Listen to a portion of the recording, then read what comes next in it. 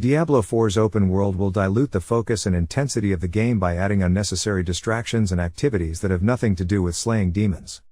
According to IGN, Diablo 4 will have camps, mounts, world events, PvP zones, and other features that will make the game more like an MMO than a hack-and-slash RPG.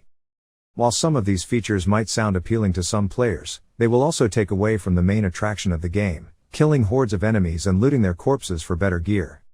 Diablo is not about exploring or socializing or crafting or fishing or whatever else Blizzard wants to throw in there.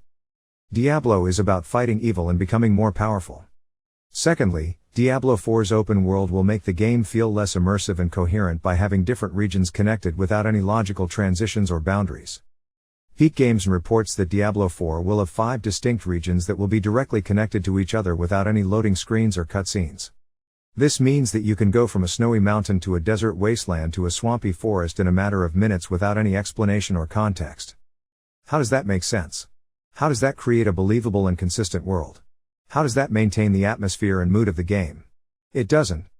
It just makes the game feel like a patchwork of different environments that have no relation to each other.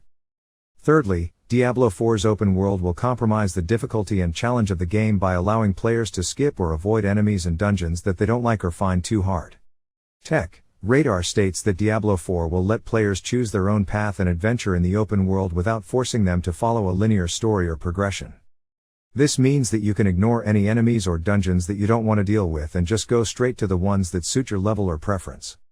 This also means that you can miss out on important loot or quests or secrets that might be hidden in those areas. This also means that you can cheese your way through the game by exploiting certain mechanics or glitches in the open world.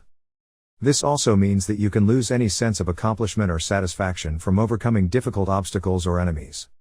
Finally, Diablo 4's open world will reduce the replay value and longevity of the game by making it less random and unpredictable than previous entries in the series. Game Rant reveals that Diablo 4 will have hundreds of dungeons, but only some of them will be randomly generated while others will be fixed and static. This means that once you explore a dungeon once, you know exactly what to expect from it every time you revisit it. This also means that there will be less variety and diversity in terms of enemies, traps, puzzles, layouts, secrets, etc. This also means that there will be less incentive and motivation to replay the game with different characters or builds. Do you agree with me? Do you disagree with me? Let me know in the comments below what you think about this topic.